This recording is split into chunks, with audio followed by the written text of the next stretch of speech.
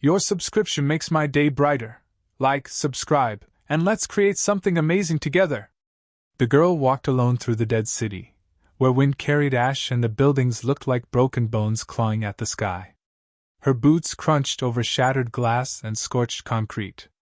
In her tiny hand she gripped the corner of a photograph so tightly that the edges had worn down to softness. Her name was Emily. She was 9 years old, and she wasn't lost. She was looking for something, someone, her mother had told her about before she disappeared. She kept the photo safe inside her wallet, folded carefully. One side showed her mother, young and proud in a military uniform. Beside her stood something enormous, a dark mass with wings, too vast to be captured fully in the frame. Only one eye showed, golden and watchful. Her mother's handwriting on the back said, asterisk, "This is Kareth. He saved me." Asterisk. Emily didn't understand everything, but she knew Kareth wasn't human, and she believed her mother. Believed that there had been a time when not all monsters were monsters. The buildings whispered things when the wind passed through them, names, cries, half-memories of lives that no longer existed. Emily didn't flinch anymore. She'd heard worse sounds the night the skies burned and her mother didn't come home. Since then, she'd wandered from place to place, sometimes hiding from scavengers, sometimes trading bits of tech or old food rations for directions. Most grown-ups called her delusional when she asked about a winged one who glows like fire. One had tried to take the photo from her. He didn't expect the little girl to drive a pen into his thigh. He hadn't tried again. Emily followed the clues her mother left behind in the journal she kept hidden in their underground shelter. A story scattered in fragmented lines. Not all aliens want war. The crater burned blue when he left. If anything happens to me, he'll know you're mine. She copied the entries again and again, repeating the words like a prayer until they lived inside her. Through the skeletal remains of a children's hospital, Emily found a cracked mural on the wall, bright colors dulled by time and war. It showed dragons and children flying together through stars. Something about it made her heart ache. The mural reminded her of the bedtime stories her mom used to tell when the world still made sense. A dragon once guarded Earth, but people feared what they didn't understand. Emily had thought they were just made-up stories to distract her from sirens and underground rations. Now, she wasn't so sure. She sat beneath the mural and unfolded her photo again. The corner was now torn from her grip, but the eye, the dragon's eye, still glowed faintly even in the faded print. She whispered, "You knew her. You knew my mom." Her voice cracked like dry paper. The wind didn't answer, but the silence felt heavier. As she moved through the city, she noticed strange marks, scorched patterns not made by any weapon she recognized, and metallic flowers blooming from glass. The deeper she went, the more the city changed. Machines lay melted into the street, not bombed, but reshaped. She passed a twisted tower that buzzed softly. When she got close, the sound shifted, and for a second she thought she heard her name. The noise made her stomach turn, but she pressed on. Crossing a collapsed bridge, she nearly slipped. Her backpack caught on rebar, and she screamed. But she didn't fall. She caught herself, breathing fast. She unzipped the pack and took out an old mirror shard wrapped in cloth. Her mother taught her how to use it to distract drones. Not just to reflect light, but to mimic beacon codes. It worked once in an abandoned outpost. She didn't know why. She only knew her mother said, "One day you'll need this more than I can explain." Further ahead, she reached what remained of an observation tower. Inside, someone had once kept journals, dozens of them. She found one with the same handwriting as her mother's. Her hands shook as she turned the pages. Most of it had water damage, but a line stood out, circled in red ink, asterisk. Kareth knows. Kareth remembers. Asterisk. Another page listed coordinates. Emily memorized them and set off again. That night, she made camp in the shadow of a broken shuttle. She read more of her mother's writings. One entry described being saved from enemy fire by a massive shape that blocked out the stars. He didn't speak, not with words, but I felt his voice. He was old. Older than anything we ever recorded. And he was tired. Emily curled up with the photo clutched to her chest. She didn't cry. Not anymore. Instead, she whispered the dragon's name like a secret spell. Kareth. Please be real. Please still remember her. By morning, the skies had turned orange with the dust storms that drifted across the continent. Emily wrapped her scarf tighter and moved toward the coordinates. Each step felt heavier, like the world itself was warning her. She ignored it. Before she left the city's limits, she stumbled upon a burned children's book lodged between two rocks. The cover was gone, but the last page remained. It showed a child holding hands with a giant dragon, standing beneath stars. In faded letters it read, **. Even monsters need friends. **. She gently tucked it into her pack. No one would have believed her journey. No one would have believed that a child was looking for a creature most considered a myth, or a lie. But Emily didn't need them to believe.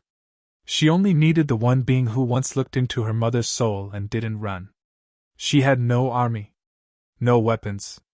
Only a photo, a memory, and the fierce stubbornness of a child chasing a story others were too afraid to follow.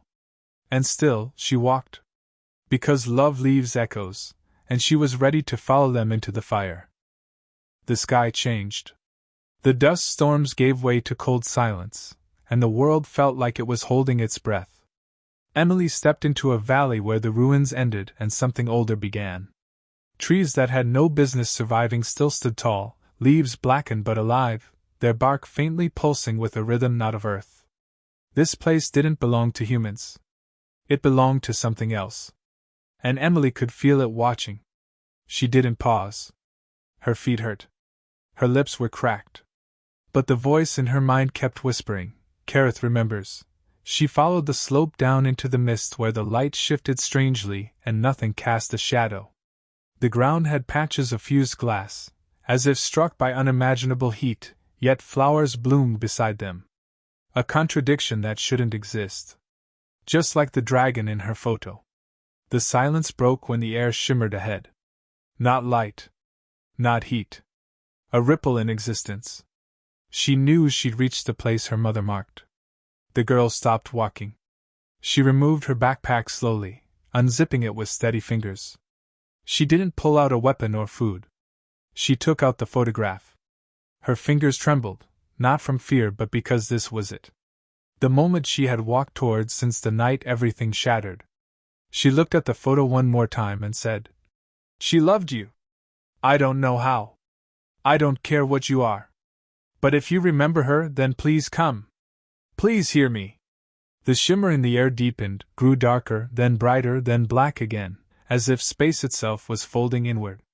A sound came, not loud, not sharp, but ancient. It didn't hit her ears as much as her chest. Like the sound had been waiting to be heard by someone who still believed in it. Emily stayed still. She didn't scream. She didn't beg. She waited. A shape emerged, not like a beast crashing through forests, but like reality adjusting itself to accommodate something bigger than it could bear. Wings unfolded, each feather glowing faintly like a dying star. The body, scaled and vast, held no malice, but no warmth either. Just presence. A single eye opened. Gold. Ancient. And it looked at her. For a long time, nothing moved. Then she spoke. My name's Emily. I'm her daughter. She held up the photograph. You knew her. I think you loved her. She wrote about you. The dragon did not speak. Not with sound. But the pressure in the air shifted, as if thousands of voices had inhaled at once. Then, in her mind, she heard something low and soft, I remember. Her throat tightened. Her knees nearly gave. She's gone, she whispered. They took her. The ones that wanted to burn everything. She never came home. I searched the skies. I called her name. I felt the silence where she once stood, ***. Emily felt her tears falling for the first time in weeks. They weren't from sadness, they were from the relief of being heard. Understood. She said you saved her. That she trusted you. She told me that if anything happened I had to find you. And you did. The words settled over her like a blanket. Not warm, but sure. She opened the wallet completely and held it up. I kept this with me every day. She said you'd know? She said you'd protect me? The dragon lowered its head. Not in submission, not in shame, but as if honoring something that even time could not erase. I see her in you. Her courage. Her fire. Her sorrow. Asterisk asterisk. I don't know what you are, Emily admitted, her voice small. But she wasn't afraid of you. So I'm not either. The air thickened. Not with fear, but memory. The dragon moved around her like a wind-given form. It didn't roar or rise. It folded its wings and sat, just beyond reach. It waited. Emily sat too, crossing her legs like her mother taught her. They think you're a monster, she said after a while. They said you burned cities. That you left when Earth chose war. I chose silence. I chose absence. I gave them the gift of fear, so they would not call me again. Asterisk asterisk. She thought about that. Why come back now? Because someone remembered. Someone still believed I was more than destruction. Asterisk asterisk. Emily looked at the photo again. She always said monsters were just misunderstood stories. The dragon's eye shimmered faintly. She named me Kareth. But before that, I had no name that belonged to love. Asterisk asterisk. The wind moved gently, circling the space like time itself had bent to listen. Emily reached forward and placed the photo on the ground between them. She died so I could live, she said.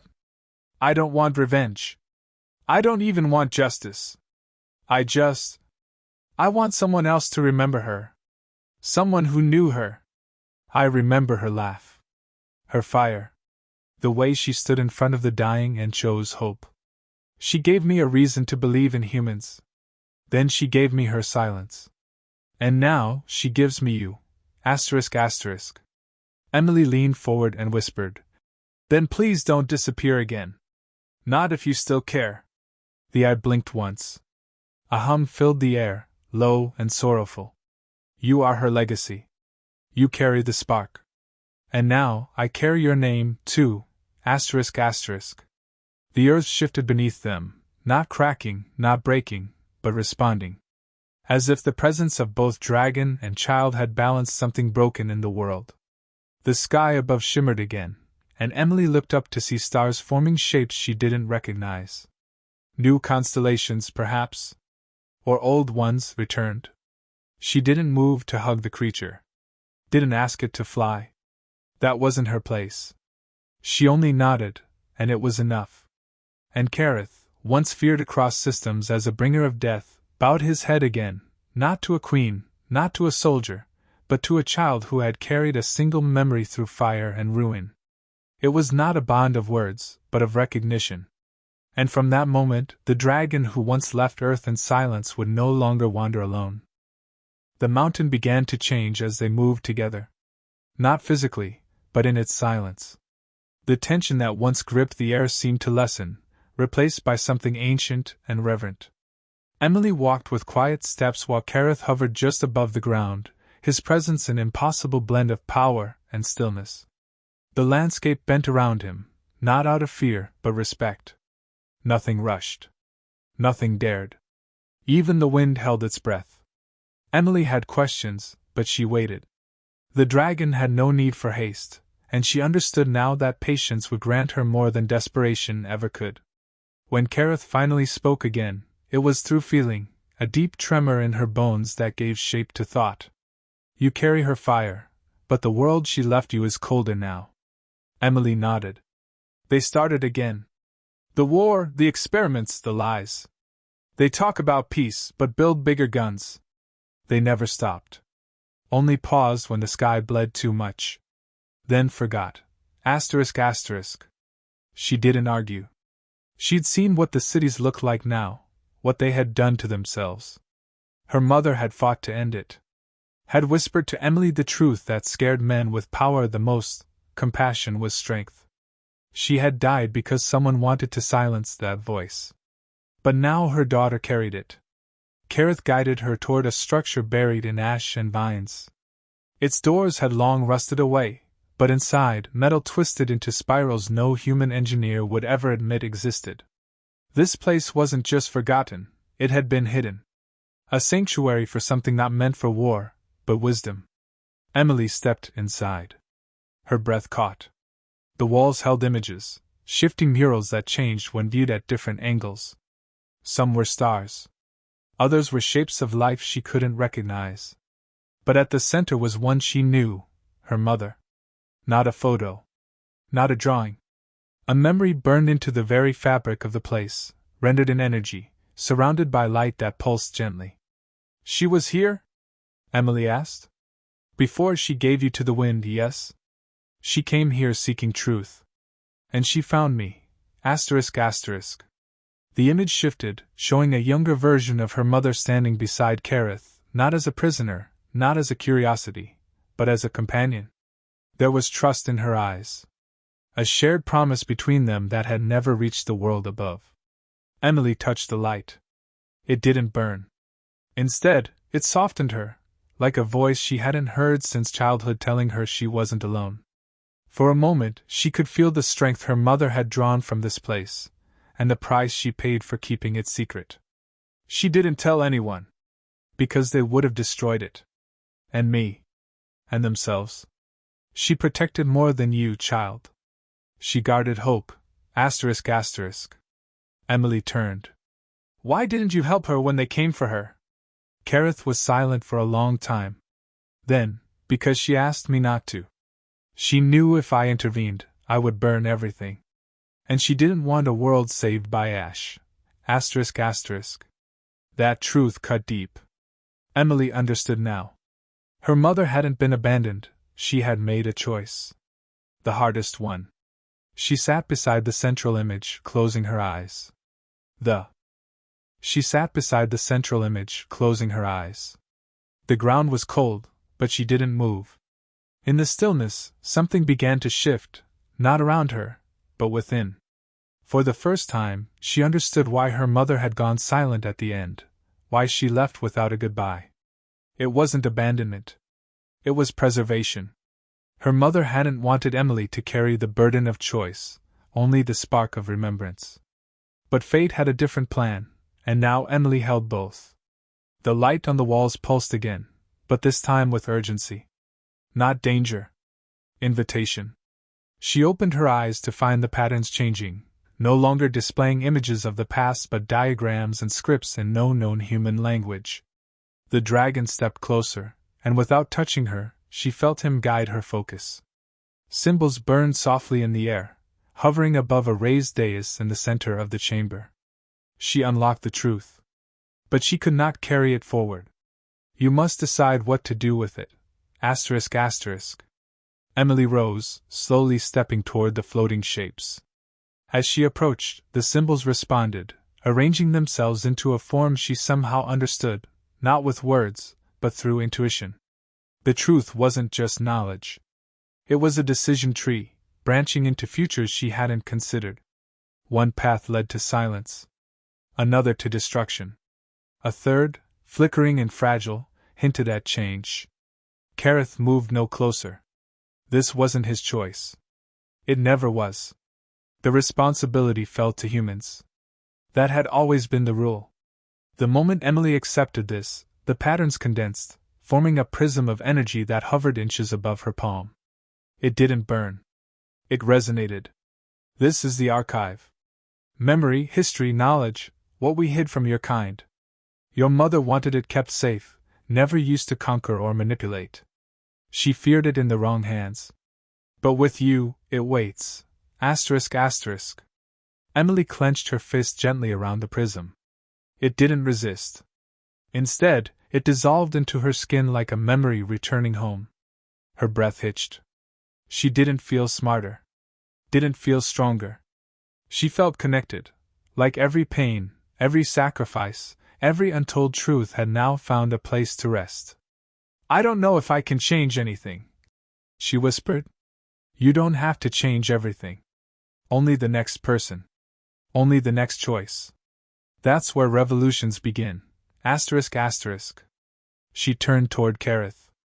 Why do you trust me? Because she did. And because you came alone, not with fire but with grief. That is the rarest courage. Asterisk asterisk. Emily nodded, and the chamber responded. The light dimmed. The walls shifted to rest. The sanctuary had shared its truth, and now it would sleep again. Outside, the air carried a subtle hum, as if the world sensed what had just awakened. They moved forward through a valley that hadn't seen footsteps in decades. Emily didn't speak, not because there was nothing left to say, but because her thoughts were heavy with decision. At the edge of the forgotten world she stopped. Below. The city ahead was vast and pulsing with the kind of activity that made it seem alive, but not awake. People hurried from place to place beneath glass towers and blinking lights, surrounded by machines that never slept. There was no silence here, no pause. Progress ruled everything, and yet Emily felt how hollow it was, built on layers of forgetting. The history of sacrifice, of compassion, of cost, it had been paved over with distraction. She clutched the hidden knowledge inside her like a second heartbeat, knowing that most would never believe, and even fewer would care. Kareth did not follow her into the city. He remained at its border, unseen and unacknowledged by those within. His time in the world of men was done, his presence now a whisper, a shadow of what had been. Emily walked forward alone, not because she was without allies, but because her path demanded it. She understood now what her mother had protected. It wasn't just alien wisdom or ancient knowledge. It was the soul of resistance, the idea that love and truth, even when small, could survive monstrous things. Her first steps into the city were uneventful. No one noticed a girl with scuffed shoes and a solemn face. No one questioned why she wandered so calmly past the security gates, or why the guards felt uneasy looking her way. The dragon's imprint was subtle but powerful. The city's systems, sensitive to anomalies, blinked once and chose not to interfere. Emily passed into the heart of it all. She made her way to the old district, where buildings still bore scars from the last uprising. Her mother had walked these streets, not as a warrior, but as a witness. Emily remembered the stories, the quiet talks at night. Her mother didn't seek to fight. She sought to remind the world it had a conscience. She'd failed, but not completely. The child had listened. Now she would speak. Inside a neglected community hall, long since abandoned for newer digital arenas, Emily found what she needed: an old console still connected to a dormant public channel, one the government had long stopped monitoring. It didn't matter. This wasn't for them. It was for anyone still listening. Anyone tired of lies. She powered it on, waded through the static, and then began. She told them a story. Not of war or conquest, but of a girl and a dragon. She didn't name the creature, nor did she describe the sanctuary. She spoke only of her mother, of what she believed, what she gave up, and why it mattered. She spoke of truth hidden in plain sight, and of choices made not for gain, but for others. Her voice was steady, never pleading. She wasn't trying to convince. She was offering a mirror. People began to listen. Not many at first. But enough. The signal spread quietly, shared not through headlines, but in whispers, across encrypted networks and whispered conversations. Those who remembered the past, those who had lost something and never understood why, began to connect the dots. Emily didn't tell them what to do. She only asked that they remember, and in doing so, become something different from what they were told to be. The government reacted slowly. They were used to noise, to angry voices that came and went. But this was different. It wasn't loud. It was persistent. It didn't demand. It reminded. That was harder to silence. Harder to discredit. A child speaking softly about courage.